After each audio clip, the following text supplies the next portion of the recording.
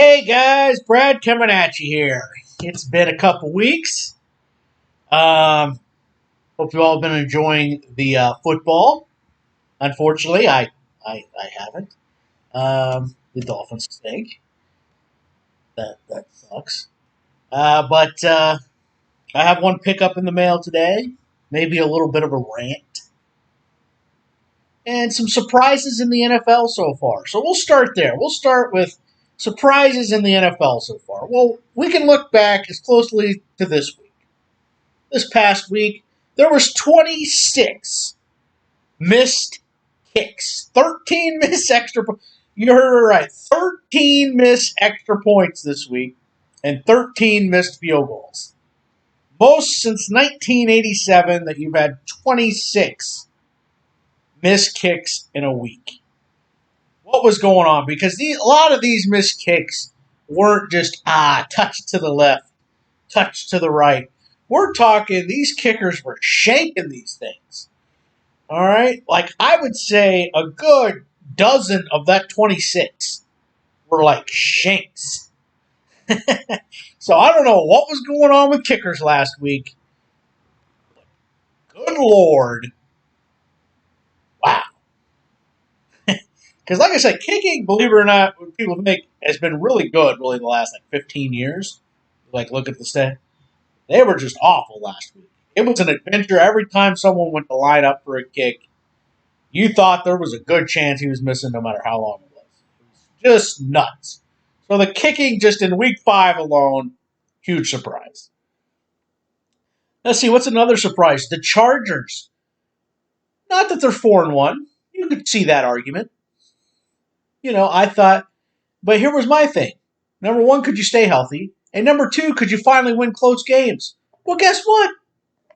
They're winning close games now. That's a shocker because they've been basically the worst team in the NFL the last 4 years in close games decided by 6 points or less or whatever. Clearly the worst in the league. They have flipped that script, and you see, yeah, you win your close games, all of a sudden you're 4-1, right? So, Charger fans, you should be happy because obviously Herbert is the real deal. I think it's safe to say that even in year 2 now. I've seen enough. He was not this good in college. I know everybody will be like, man, how did this guy not go number 1? He was not this good in college, folks.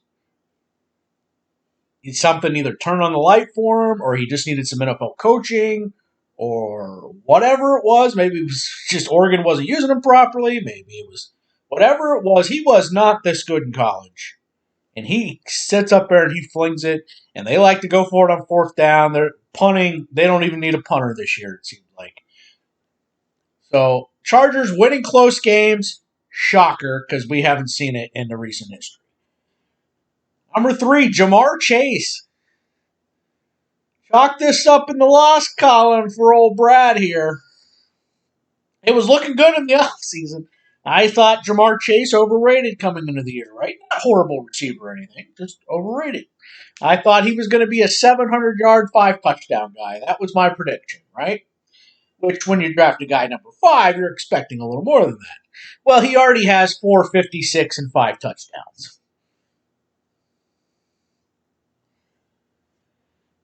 Not all the takes are going to work out. That one didn't work out for me. So that, to me, is a surprise. He finds a way to get a big play for a touchdown every single game, basically.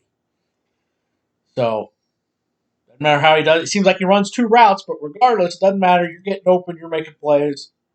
You made me look like a fool. So, Jamar Chase, another surprise. Now we'll go to defenses. The Dallas Cowboys forcing 12 turnovers in 5 weeks. That's a shocker. Trevon Diggs, I think, has 6 interceptions. I want to stop throwing at that guy for the year, right? But the Cowboys, the Cowboys defense, it's not that the defense is great, because it's not. But they're forcing turnovers, and when you have an offense like that, and you're giving them 2-3 extra possessions every game, you're going to be 4-1, and that's what they are. To the bad part, surprise, speaking of defenses, Washington and Miami. Miami basically has the same players except for like one person. And they look like they forgot how to play defense. They can't stop nothing. Passing, running, anything you want to do, they can't stop it. Washington, same thing. Have this ferocious front four, right? It doesn't show up half the games. And then the secondary, they kind of went a veteran route. They've been awful. Just two defenses that should be good that stink. Surprise. The other, last but not least, it shouldn't even be a surprise, but it still kind of is. And it's not that they're good. We know the team's good. We know they're going to throw it a little bit. But you know who leads the league in passing yards through 5 weeks? Yes, it's the Antichrist, Tom Brady. He just won't go away. Leads the league in passing yards through 5 weeks. 87-year-old Tom Brady, who looks like he's 20. And we're never going to get rid of him. And the rest of us are going to be miserable forever. So those are the little surprises through 5 weeks. Let me know what your biggest surprise is. Is it the Chiefs losing 3 games? Not a huge surprise to me because I thought that was going to be the worst defense they had in years. That has proven to be it, but maybe that's it. Anyway, give me your biggest surprise through 5 weeks so far. These surprises may flip here now that we're in October. Who knows? But I want to hear your biggest surprise of the NFL season thus far. What has surprised you? Next up, we're going to go with a little rant. Okay. It's a rant on grading, and it's not grading itself. Everybody likes slabs now, right? Nothing wrong with that. Sometimes the cards look really nice. Doesn't matter what company you send it to, right? Now it's obviously more expensive. But I'm telling you, man, and I think almost everyone's starting to get guilty of this. This is why it's just starting to bother me. Not every card needs to be graded, guys. It's fine. And if I hear another thing about a PSA registry, I think I'm going to officially lose it. I might come through the camera. Because a lot of these registries, it's literally just stuff they made up. Like, guy who once ever got 100 yards rushing in a game. Or, it's not even just like, oh, top 20 passing leaders or something, like, it's like people are just making up registries to make up now. All right? And people are picking up cards you don't even like, grading them, either spending a lot of money grading them or buying them, and the cards you don't even like just because you need them for the set registry. Think about how that really sounds, folks. So the set registry to me just sounds like a dick measuring competition, right? So it's just, I watch every video. Need this for the set registry. I don't even like this card, but it needs it for the registry. Like, do you guys hear yourselves? And again, this is not there's nothing wrong with liking graded cards. There's nothing wrong with buying graded cards. Everybody's probably got graded cards at this point, right? But you don't have to grade every card you have. It's fine. You know what? It's fine when something's in this, or a top loader, or in your binder page. Guess what? You still have the card. All right, it may not be in your PSA registry. Sorry. I mean, it's just getting nuts. Like, because I'm seeing, no offense, I'm seeing a lot of these returns coming in, and I'm just like, why? And it has nothing to do with the expense of the card. But it's not even like a card that meant anything to you. You just got it graded because it's what you're doing. It's just what we're doing now. And that's the rant. It's not about if it's expensive, it's a base card or not, or if you're the responsibility for the backlog, which all of you are. And what's cracking me up now is because people aren't realizing even what they're saying. Oh, as soon as PSA lowers the price, I've got a stack of cards over here. You realize you're just going to cause the same exact problem you're dealing with now if you do that. And it's like my mini rant. And it's not about collecting graded cards. It's not even about having there's nothing wrong with having a PSA registry. It used to be like I know Bart had some, but it was like all-time sack leaders. You know, it wasn't just like stuff made up or I have to have every single card of this guy graded, all the time. Like cards you don't even like or cards you don't even want. They're just part of the set. To me, that's nuts. So this is a little therapy for you guys, just to kind of realize, maybe think about that a little bit. All right, not every card you have to have needs to be graded. It's fine, and not every video and every card you get has to be in a PSA registry. That's my little rant because I'm just seeing so much of it lately, and it's just like, holy crap.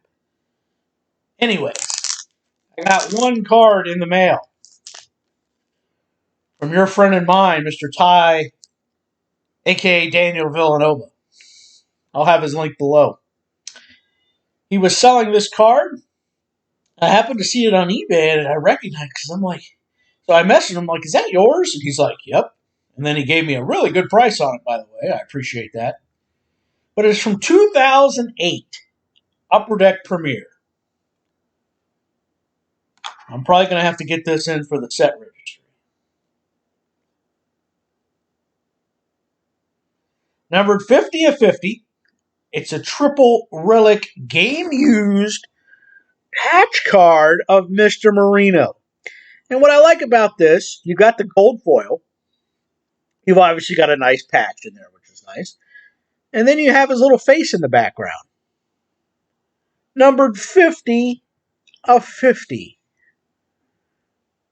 So it's just a nice card. Very nice. And it will look just perfect in this mag. Perfect for me. So that's my one pickup. I don't think I have anything else. So yeah, let me know down below. Biggest surprise in the NFL. Is anyone else? And maybe you're guilty of it, didn't even realize it. So maybe that's why I'm bringing it up. But yeah, this grading stuff, it's getting out of hand. All right. Some of the stuff I'm seeing graded for the reasons where it's not like, oh, I've graded because this is the card from my childhood or something. Again, it's not about expense or just like people are just grading to grade now. Or like a set registry, like it said, just like a weird thing. Quickest home runs under 25. And people are just like making crap up to start a registry with. So, anyways, that's all I got. Appreciate you watching, folks. And good luck to your teams the rest of the way. Lord knows my team's going to need it. And then hockey's starting tonight. So Jackets don't start till Thursday, but we got some hockey starting tonight. So good luck to your hockey squads if you watch hockey. And if you don't, you probably should. Because if you're a baseball fan that can watch baseball, if you can watch football, trust me, hockey is fun to watch. And all you get are intermissions, which are like bathroom breaks. There isn't a bunch of commercials during, you get a couple commercial breaks during a period, but that's it. And it's a fast-paced game. So I encourage you to give hockey a try. If you haven't, I'm pretty sure you're going to like it. Once you learn the rules, that takes a little bit of time, but once you do that, you're going to like it. So give hockey a shot if you have. That's all I got. Bye-bye, folks.